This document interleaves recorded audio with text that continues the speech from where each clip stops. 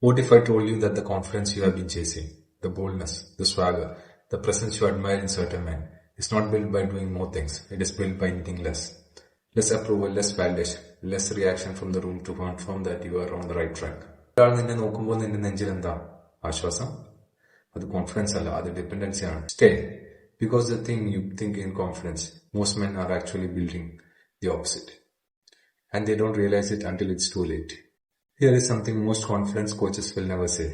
The way confidence is typically taught creates insecurity. Dress sharper, walk taller, make eye contact, speak louder, project authority, build a highlight reel. All of this performance architecture is designed to generate a response from others, approval, respect, admiration, attention.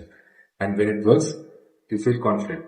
But when the room doesn't respond the way you expected, when you dress up sharp and nobody noticed, when you spoke and the conversation moved on, when you posted and the numbers were low, the confidence collapses because it was never yours to begin with. It was borrowed from the room, from the reaction, from the approval. കയ്യിൽ കിടക്കുന്ന confidence കൊണ്ടുപോകാൻ പറ്റും, ഉള്ളിലുള്ളത് കൊണ്ടുപോകാൻ പറ്റില്ല. Let me call out something specific to our generation and our community. We grew up in a culture of comparison. Marks compared, jobs compared, salary compared, family status compared, Gulf or not Gulf, good marriage or not good marriage, house or rented room. Everything was measured against someone else. And when everything external is your measuring stick, you develop what I call an externally anchored identity. Your sense of self is not built from the inside out. It is constructed from the outside in, assembled from other people's opinion, feedback, and reactions.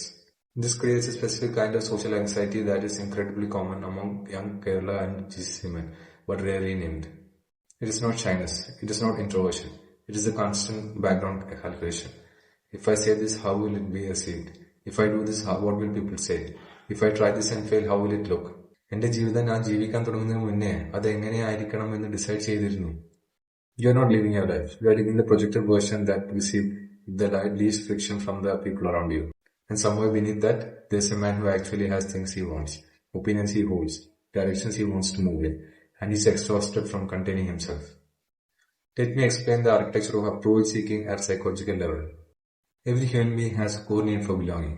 This is not weakness. This is evolution. For hundreds of thousands of years, social exclusion meant death. The tribe was survival. Being rejected by the group was literally fatal. So your nervous system treats social disapproval as the threat signal, almost identical to physical danger. The heart rate response to being judged, criticized, or rejected is measurably similar to the response of physical pain. This means every time you hold back your true opinion, downplay your ability, perform instead of expressing, or string to fit a social expectation, your brain is activating a survival mechanism. It is trying to keep you safe inside the tribe. The problem is that the mechanism was designed for a tribe of 50 people in a village 50,000 years ago. It was not designed for a social media feed of 5,000 people, or a Gulf workplace with 100 cultures, or a family gathering where everyone has an opinion about your life. നിന്റെ brain 50,000 കൊല്ലം മുന്നേ ഉള്ളതും നിന്റെ ജീവിതം ഇപ്പോൾ ഉള്ളതും അവർ തമ്മിൽ അടികൂടുന്നു. And here is a specific trap for men. We are told that needing approval is weakness, but we are also told to always be aware of how we are perceived.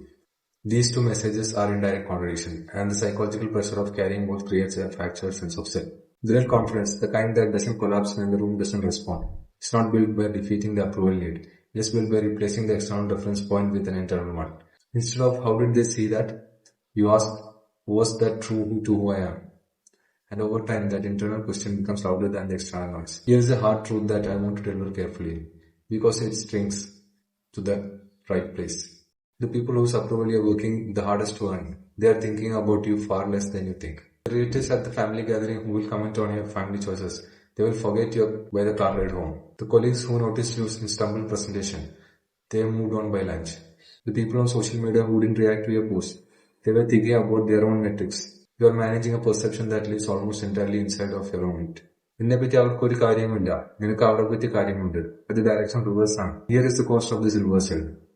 You spend your most alert mental energy, the energy that should be going toward building, creating, growing, managing a social calculation that produces nothing. You cannot build something meaningful while simultaneously managing everyone's perception of you. These two activities consume the same mental bandwidth. Choose what you spend it on. The internal reference system, 3 shifts.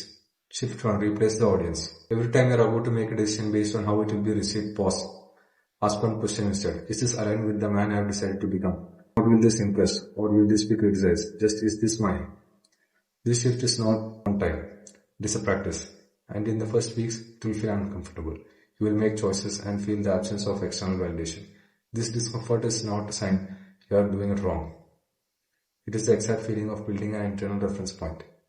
Shift 2. Opinion expression rules. Build the muscle of expressing your actual opinion in low-stake situations. When someone asks what movie to watch, say what you actually want. When someone asks where to eat, give your real preference and stand by it without over-justifying. This sounds trivial, it's training. Each small instance where you express the truth and survey the response regardless of whether it was approved gives the neural confidence that your truth is survivable.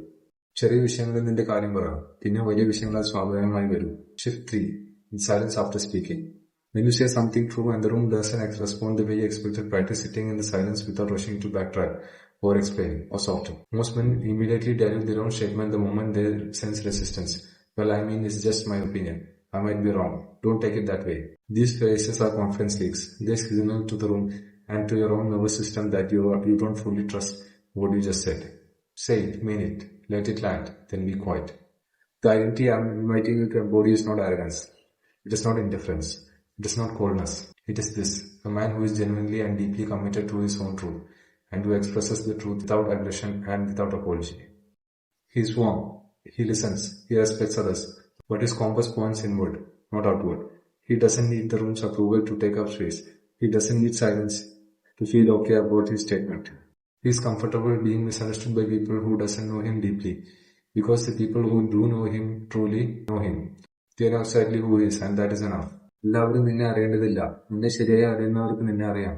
അത് മതി. Somewhere along the way you learn to make yourself smaller. Maybe it was praised as humility. Maybe it was survival in a loud family. Maybe it was the cultural message that ambition should be quiet and self-promotion is shameful. But there is a difference between humility and erasure. Humility sees clearly and doesn't exaggerate. Erasure disappears to avoid the discomfort of being fully seen. You are not built to disappear. You are built with a specific perspective, a specific voice, a specific way of seeing the world that no one else has. The world doesn't need a smaller version of you. It needs the real one. നീ shrink ആവേണ്ടതില്ല. നീ തന്നെ ആകണം. അത് മറ്റൊരു കാര്യമാണ്. This week's practice. Once every day. Say one true thing without softening it afterward. In a conversation, in a message, in a room. Once a day. Comment below internal if you are shifting your compass today. Thursday we are going into the comfort zone, but not in the way you have heard before. The architecture of why comfort is a slow poison and the exact method to exit permanently. Subscribe. The man who needs no one's permission to be himself is the most powerful presence in a room. Become him.